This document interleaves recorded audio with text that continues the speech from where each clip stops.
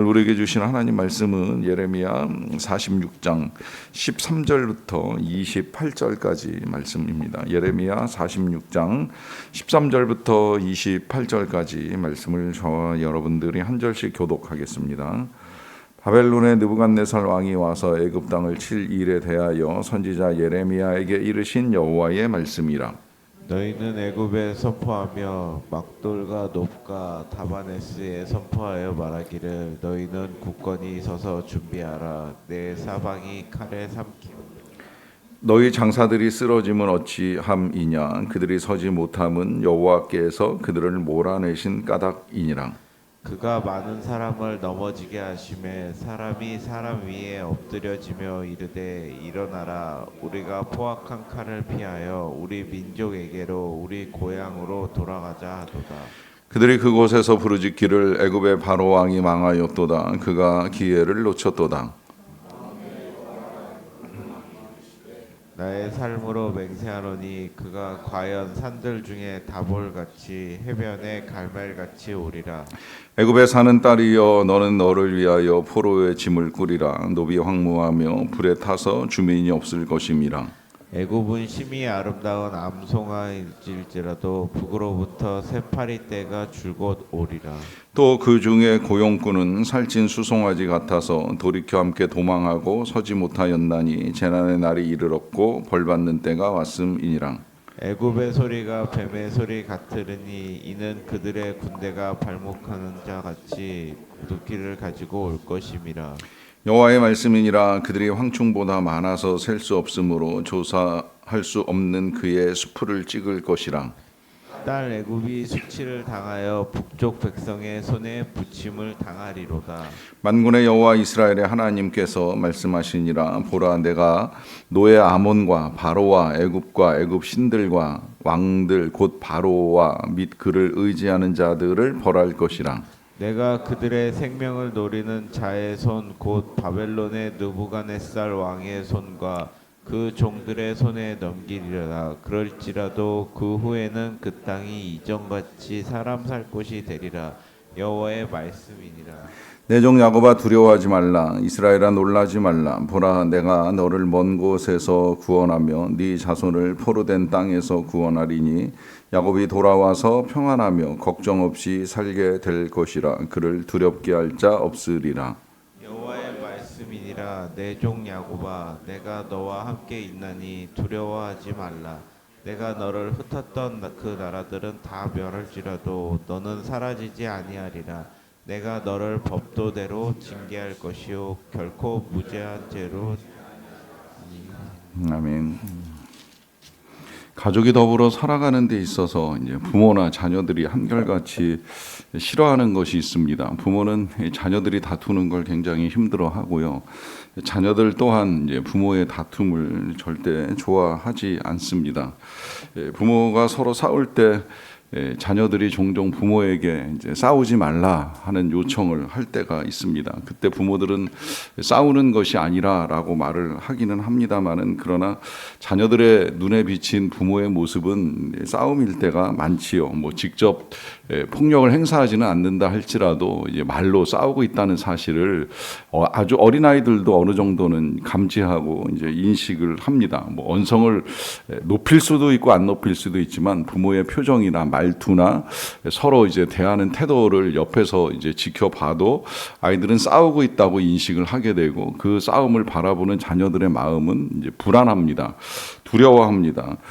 사실 저는 평생에 한번 이제 가출을 해봤는데, 그것도 뭐 대학을 다니면서 성인 돼서 가출을 했었는데, 제가 가출을 했던 이유도 딱 하나, 안방에서 싸우는 부모님의 소리를 듣다 이제 참지 못해서 그날 밤에 집을 나갔고 며칠 있다가 이제 집에 들어가게 되었는데, 사실 부모님이 저한테 뭐라고 잔소리를 하시거나 화를 내거나 한 일이 없지만 부모님의 다툼 그 자체가 이제 저에게는 견디기 힘든 고통이었습니다. 이제 그래서 집을 떠나는 일까지 할 정도로 이제 부모님들의 이 불화가 자녀들의 마음에 이제 큰 어려움을 가져다 주는 것이지요. 성인된 저에게도 그러하였다라고 한다면 어린 자녀들에게 있어서 이 부모의 다툼은 이제 굉장히 받아들이기 힘든 고통이 될 수 있다라고 하는 것입니다.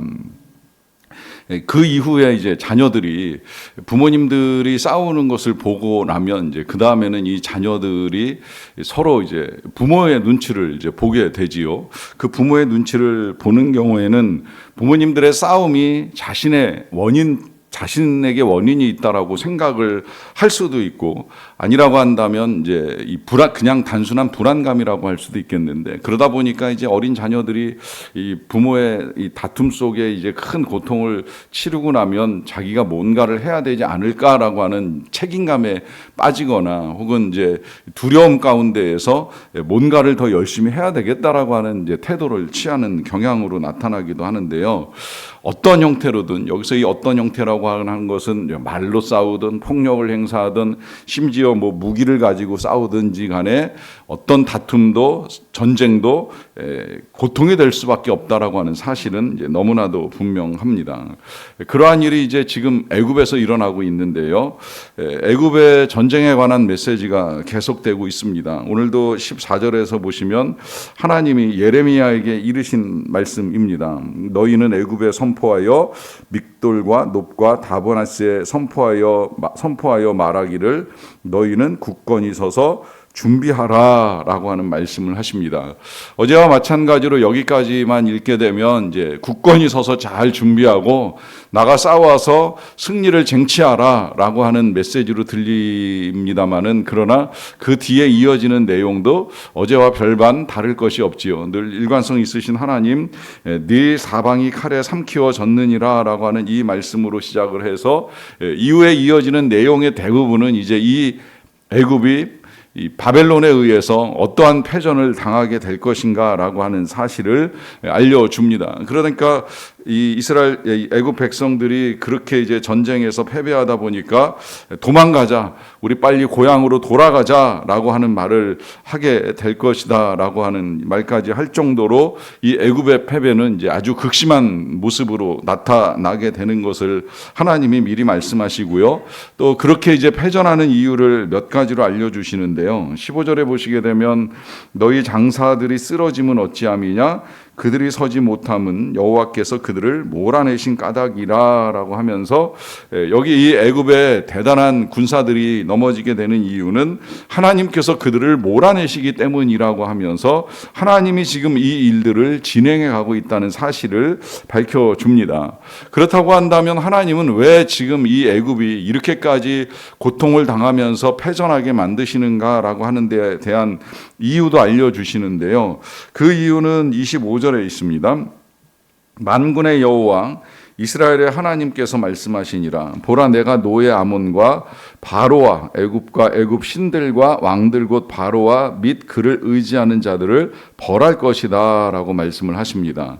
여기 노예 아몬은 이제 이 애굽에 있는 한 지역이고, 아몬은 애굽의 또 대표적인 신 중에 하나인데, 이런 모든 것들을 하나님께서 다 멸할 것이다라고 하는 말씀을 하시는 거예요. 결국 이 전쟁의 궁극적인 목적은 이 애굽의 신들을 멸하는 것인데, 왜 신들을 멸하여야 하는 것에 대해서는 어제 말씀을 드렸어요. 그것은 하나님을 믿는 것을 방해하고 하나님을 믿지 못하게 만들며 사람을 미혹하고 사람으로 하여금 의지할 수 없는 대상인 이 우상들을 섬기게 만든 모든 애굽의 우상들을 멸하시겠다라고 하는 말씀을 하셨습니다. 어떻게 보면 하나님과 우상 사이의 전쟁, 내지는 하나님과 이방신 사이의 전쟁처럼 여겨지는데, 이제 그런 관점으로 보다 보면 하나님이 우상을 시기하시는가 아니면 이방신들을 질투하시는가라고 하는 이제 의문이 들 수도 있습니다만, 사실은 이것이 또 하나의 이제 하나님의 사랑의 증거이지요. 왜냐하면 하나님이 만드신 하나님의 백성들, 우리 인간들이 하나님을 섬기면서 행복하게 살아가는 건 너무나 하나님이 원하시는 하나님의 뜻인데, 그 하나님을 섬기지 아니함으로 초래된 불행들, 그 불행 가운데 우상을 섬기면서 뭔가 자기에게 필요한 유익과 부와 평화를 얻을 것이라고 착각한 이 모든 것들을 바로 잡아가기 위한 하나님의 처방은 결국 우상을 멸하고 이방신을 멸하는 것이 될 수밖에 없다는 것입니다. 결국 인간의 잘못된 믿음과 삶을 회복시키기 위한 하나님의 일이 바로 이 전쟁에까지 이를 수 있게 된다라고 하는 것이지요. 그 사랑의 증거가 26절에서도 이어지는데요.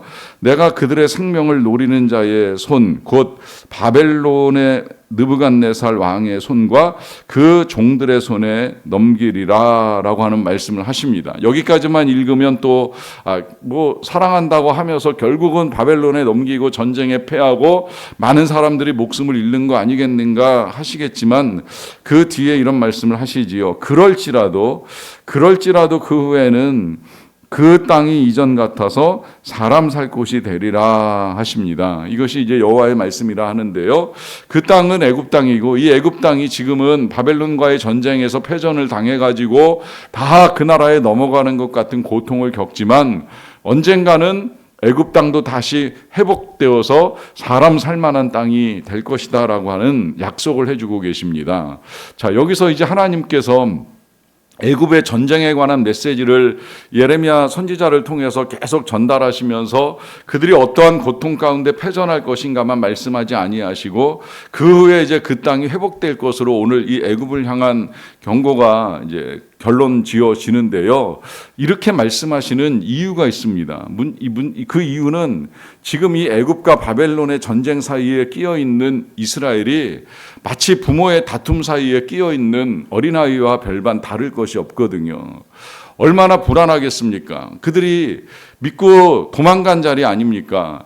바벨론이 침공하고 이미 포로로 수많은 사람들이 끌려갔을 때에 남아 살 길을 찾았던 사람들이 의지하고 찾아온 곳이 이 애굽 땅인데 이 애굽 땅마저도 다시 바벨론과의 전쟁을 치르면서 이 끔찍한 일들을 저지르게 될 때에 그 틈에 남아있는 사람들, 어떻게 보면 어린아이 같은 사람들이라고 여겨집니다. 특히 이스라엘 백성들은 제가 봤을 때 이 상황쯤 되면 어린아이 중에서도 고아 같은 존재들이에요. 왜냐하면 왕도 지휘관들도 나라를 다스리는 그 모든 사람들도 다 바벨론으로 끌려갔잖아요. 이제 과연 누가 나를 지켜줄까? 누가 나를 보호해줄까? 누가 나를 도와줄까? 어디 가서 의지할 수도 없고 찾을 수도 없는 이 약해진 국력과 현실 속에서 그나마 이 애굽이 우리의 도움이 되지 아니하니까 일말의 희망을 가지고 찾아간 자리였는데 거기 그 애굽조차도 바벨론과의 싸움 속에 지금 휘말려 들어갔다라고 한다면 그걸 지켜보는 이 이스라엘 백성들의 사람들의 마음은 그야말로 고아 같은 마음이 될 수밖에 없는 것이죠. 도대체 누굴 믿고 누굴 의지해야 하는가라고 하는 두려움이 커져가는 그런 상황입니다. 그 상황 속에서 우리 하나님이 애굽이 고통을 겪지만 그러나 나중에는 그 땅이 사람 살 만한 곳이 될 것이다라고 말씀하시는 건 애굽 땅만 그렇게 되는 것이 아닌 것을 이스라엘 백성들에게 알려주고 싶으신 것이지요. 그래서 27절에 이런 말씀이 이어집니다. 내 종 야곱아 두려워하지 말라. 이스라엘아 놀라지 말라. 보라 내가 너를 먼 곳에서 구원하며 네 자손을 포로된 땅에서 구원하리니 야곱이 돌아와서 평안하며 걱정 없이 살게 될 것이라 그를 두렵게 할 자 없으리라 하십니다. 여기서 이제 다시 하나님이 이스라엘 백성들에게 반복적으로 말씀하십니다. 두려워하지 말아라, 놀라지 말아라. 너희들을 두렵게 할 자 없다. 그리고 지금 끌려갔던 그 먼 땅 바벨론으로부터 다시 구원해서 이 땅에 돌아와 평안하게 걱정하지 않고 살아갈 수 있게 해줄 것이다 라고 하는 약속을 하십니다. 자, 이렇게 하나님이 이스라엘을 향한 사랑을 가지고 계시기에 애굽의 전쟁에 관한 역사를 미리 말씀하시면서 이스라엘도 언젠가는 회복될 것이다 라고 하는 말씀을 같이 해주고 계십니다. 그런데 듣는 입장에서는 어떻게 보면 그런 말씀처럼 들릴 수도 있다는 생각이 들어요. 부모가 한참 싸우고 있을 때 자녀들이 싸우지 말아요, 싸우지 마세요 뭐 이런 요청을 하면 부모 중에 그런 말을 하는 분이 간혹 있다는 걸 보게 되는데요. 우리 지금 싸우는 거 아니야 라고 하는 말을 하지요. 그런데 이제 아이들의 눈에 비춰진 그 지금 부모의 대화가 싸움처럼 여겨진다고 말씀을 드렸는데 이 아이에게 불안감이 해소가 안 된 거예요. 여전히 지금 마음이 불편해요. 저는 이스라엘 백성들이 지금 이런 말 들어도 과연 믿음을 가질까 하는 의문이 있습니다. 왜냐하면 지금 나라는 패전해서 많은 사람이 끌려가고 죽고 남은 자신들의 처지도 비참하게 이를 데 없고 믿었던 애굽마저 이렇게 된다고 하면 진짜 하나님이 우리를 사랑하시는 거 맞아라고 하는 의문이 들 수도 있는 상황에 걱정 마, 두려워하지 마, 놀라지 마, 다 잘 해결될 거야 라고 말하는 것을 듣는 입장은 싸우는 부모 밑에 있는 아이와 별반 다를 것이 없다고 여겨지거든요. 그러니까 이제 하나님이 아주 명확하게 이제 정리를 한 번 더 해주십니다. 28절입니다. 여호와의 말씀이니라 내 종 야곱아 내가 너와 함께 있나니 두려워하지 말라. 내가 너를 흩었던 그 나라들은 다 멸할지라도 너는 사라지지 아니하리라 하십니다. 한 번 더 말씀하시는 거예요.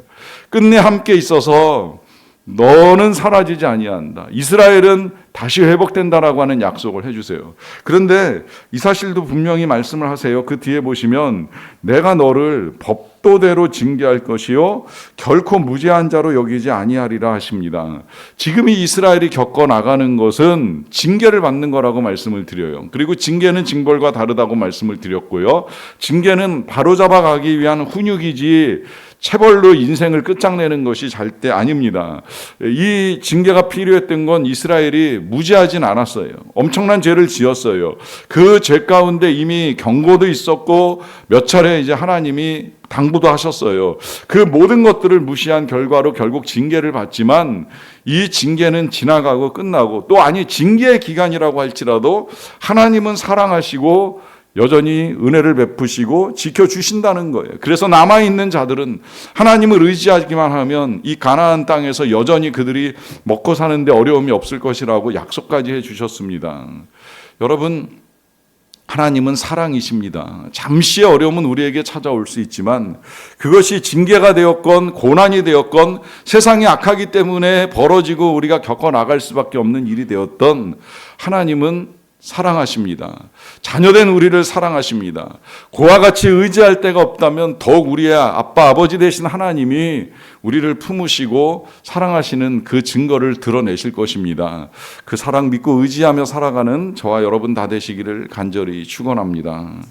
기도하겠습니다. 사랑과 은혜가 풍성하신 아버지 하나님 감사합니다. 오늘도 우리를 사랑하셔서 행하시는 모든 일들로 말미암아 찬송과 영광을 올려드리옵나이다. 숙면이든지 아니든지 잠을 자게 하시고 다시 아침을 맞이합니다.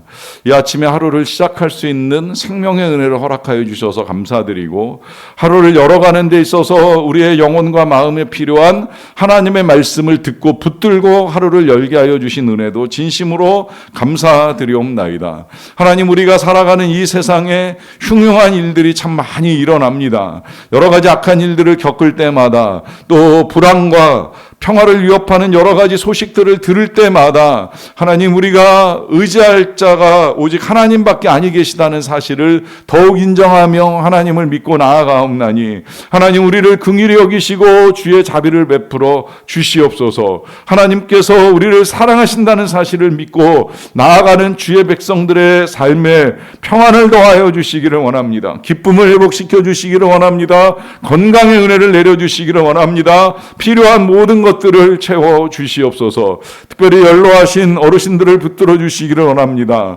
낙상하는 일들이 없도록 도와주시고 낙상하여 수술을 받으시고 회복 중에 계신 분의 회복이 잘 이루어질 수 있도록 은혜를 베풀어 주시옵소서. 다시 일어나게 하시고 걷게 하시고 움직일 수 있도록 도와주시고 움직이는 가운데에 하나님을 찾게 하시며 마음의 평강을 잃지 않고 믿음으로 사는 자들이 되게 하여 주시옵소서. 우리 모두가 결국은 인생의 종말을 맞이하게 될 터인데 그때 믿음 없음으로 말미암아 후회하고 한탄하는 어리석은 인생이 되지 않도록 도와주시고 오히려 나이가 들어가고 연세가 들수록 천국 본향에 대한 분명한 소망을 가지고 예수 그리스도를 믿는 믿음을 가지고 이겨나가는 우리 모두가 되게 하여 주시옵소서. 사랑하는 자녀들에게도 믿음을 주시기를 원합니다. 세상을 살아가는 삶의 능력이 재물이나 지혜나 지식에 있는 것이 아니라 여호와를 경외하는 데 있다는 사실을 분명하게 알고 그 믿음을 가지고 약속의 말씀대로 형통한 길, 평탄한 길을 살아갈 수 있는 자들이 다 되게 하여 주시옵소서.